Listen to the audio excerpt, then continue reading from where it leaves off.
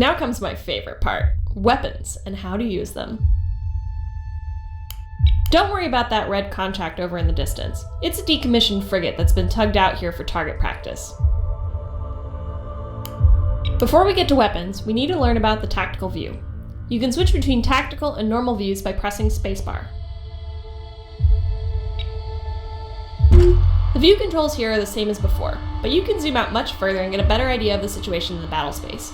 Take a moment to look around now.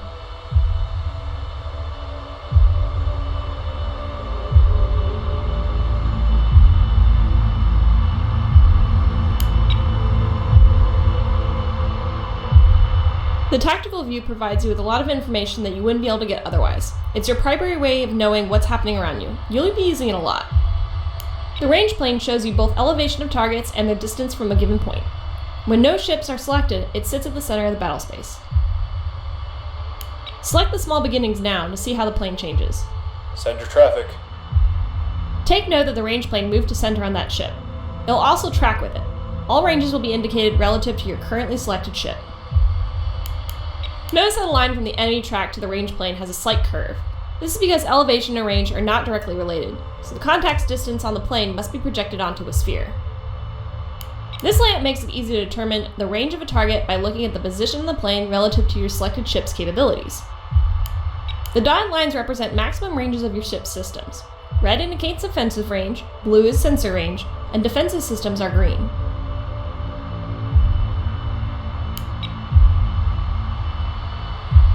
While there are common ship configurations found throughout the fleet, most ships have some unique capability. The A&S Small Beginnings is configured with 2 Mark 62 twin-barrel 120mm cannons and a 16-cell vertical missile launcher. I'm unlocking your weapon systems now, so let's put gunnery to the test with some tried-and-true naval fire. There are several ways to target weapons. The fastest and simplest is by shooting directly at the sensor track. To do this, right-click the red sensor track to bring up the action menu in track mode. The action menu will indicate it is in track mode by displaying the targets and track number in the space. It will automatically open the weapons list if there are any weapons on the ship. The active targeting mode is shown at the top of the list. Right now we are in track mode indicated by TRK. We'll talk about other modes later. Select the cannons from the weapon list and light up the target. Take him out.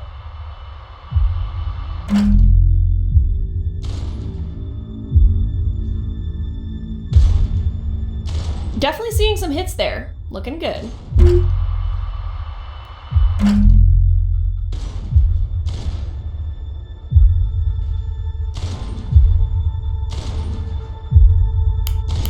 If the guns can't hit a target, the ship will automatically roll itself to get currently active weapon on angle on the target. This is called unmasking. Right now you'll notice that our fire is pretty inaccurate. This is because our targeting solution isn't using a fire control lock. The red dot jumping around near the track shows where our sensors think the target is. Go ahead, Command. Go ahead, Command. Let's improve our targeting accuracy by locking the target with our bullseye fire control radar, located on the top of the ship. To do this, right-click the track and select the LCK, or lock, at the top of the action menu. You can also use the X key keyboard shortcut. Acquiring firing solution. Notice the new icon on the target. This indicates that the target is locked on and is providing much better accuracy and increased update rate on the target. Remember, not all ships have fire control radar, and you'll only be able to get a lock with ships that have them equipped. Right now we are shooting armor-piercing, AP, shells at the target. Armor-piercing is effective on armor plating, but will only deal damage to internal components directly in the shell's path once it punctures the hull. While any damage is a good thing, we can deal even more damage by switching the shell type to high explosive, dealing damage to a wide area in the target's internals. We use high explosive, HE shells, against targets of appropriate size or smaller, or larger targets with heavy armor damage. HE shells cause much less damage to armor, but penetration will explode inside and do damage to all nearby components and personnel. To switch to HE shells, first open the action menu in track mode by right-clicking the track. In the weapons list, next to the cannons entry, click on the ammunition icon to open the ammunition list. Click the 120mm HE shell option to select it. The ammo switch is now pending and will only be executed if a new fire order is given. To begin firing the new ammo type, click the weapon group to confirm the ammunition change. Now we'll select the small beginnings and watch what it's up to. The mounts display shows the ship's cannons are firing and cycling. When the yellow bar is filled, the cannon will fire again. We can also see that the fire controls radar is solid green, indicating it's active and it has an active lock-on. Here's the active orders list, showing an icon for each order the ship is currently executing. Right now we have an order to fire our guns and an order to lock the target.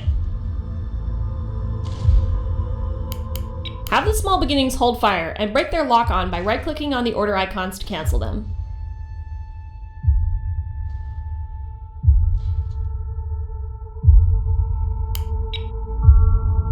And that's the basics of gunnery. The key thing is to know what ammunition to use, especially as your target takes more damage to warrant the big stuff. But what if you don't have a sensor track?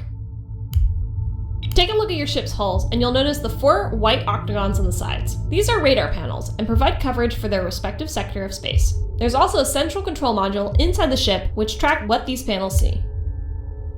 When panels are damaged or destroyed, you'll lose coverage in that area. Similarly, if the radar controller is destroyed, you'll lose all coverage in all directions. Obviously, fighting blind is not a good thing. But that won't put you out of the fight just yet. Direct fire weapons like cannons can fall back on visual targeting, where the crew will provide targeting data to your guns using onboard optics. Some weapons like missiles can't do this, however. I've ordered your crew to disable the radar. Take a moment and observe what happens. You don't want the first time you're operating without radar to be the real deal. With sensors disabled, you will now see visual contacts when you have one of your ships selected, and nothing when no ship is selected. Visual contacts are only useful to the ship that actually sees the target, unlike the sensor track, which was shared across all ships. If you don't see anything, you'll need to move within visual range, about 3,200 meters. I've created a marker in the general area for your reference. That won't happen in actual battle. You can fire on visual contacts the same way you did with the sensor tracks. Use visual targeting to fire at the target ship with the small beginnings guns again.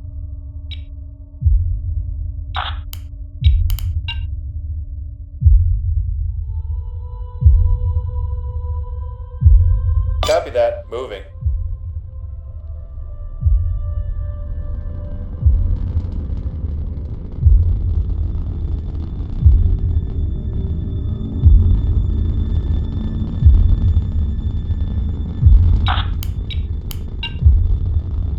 Aye, aye, Commander. We're moving.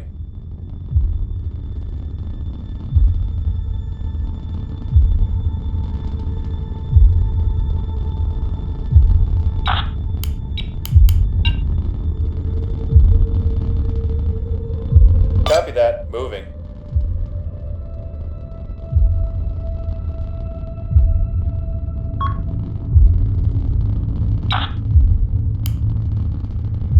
Take him out.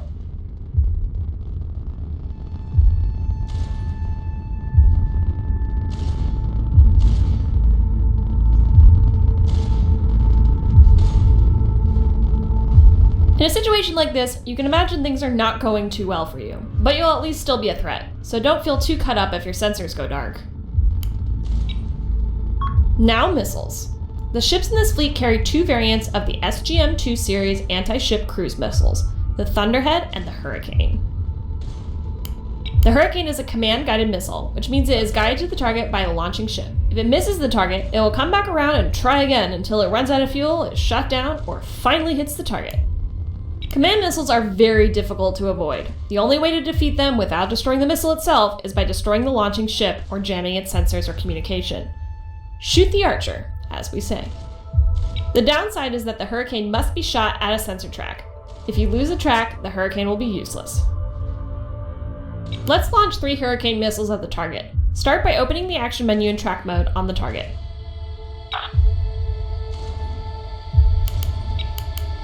Now select the SGM-225 Hurricane with the weapons list. This will queue up a single missile shot at the target and leave you with an active track selection widget.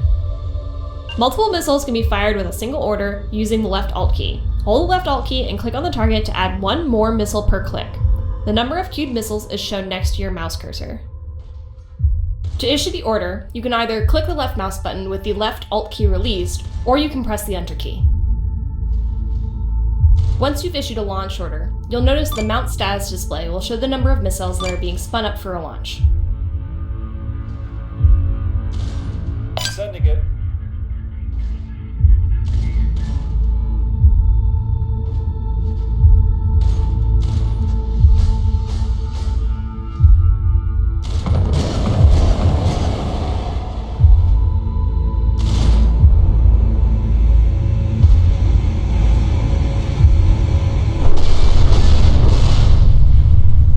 Send your traffic. It takes time between when the target is selected and when the missile actually leaves the ship. This warm-up time is when the weapons control system brings the missile online, checks it for errors, establishes a reference frame for the IMU, uploads the target package, and more. Programming time varies by missile type, with more complicated missiles taking more time. The number of missiles that can be warmed up and programmed at the same time is referred to the ship's maximum salvo size, and it varies from ship to ship based on its configuration. These two frigates each have 4 channels, so 4 missiles can be fired at a time.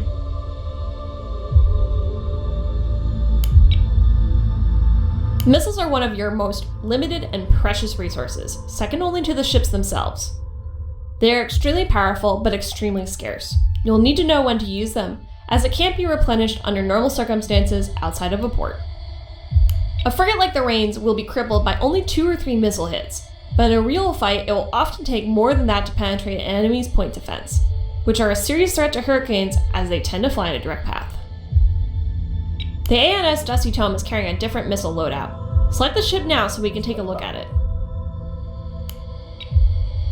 This frigate is carrying Thunderheads, an active radar-guided missile, which means it carries its own method for finding targets, allowing it to seek targets by itself.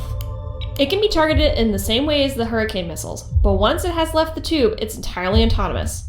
When it reaches the end of its path, it will activate its onboard seeker and begin searching for a target. The greatest benefit of active missiles is that they can be sent on complex waypoint paths, allowing for multi-angle strikes and even hitting targets behind asteroids. But we'll cover that when you get to your advanced missile trials. For now, let's just fire 3 Thunderhead missiles at the target as we did before with the Hurricanes.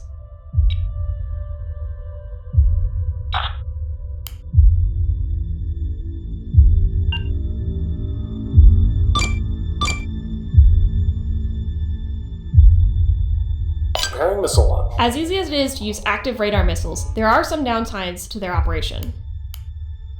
The first is that the missile must find a target within the cone of its seeker in order to track and kill it. This makes evasive maneuvers such as course changes an easy way to defeat active missiles fired at long range, especially against fast-moving targets. The second shortcoming is that active seekers are easy to decoy with chaff and other countermeasures, meaning more missiles need to be used in order to score a hit, as active missile radars are particularly sensitive to jamming and decoys. Go ahead, Command. But that should do it for your weapons trial. I'll have Fleet Logistics retrieve the dummy ship, and I recommend looking into all the weapons when you get your chance. I'll see you at the Academy.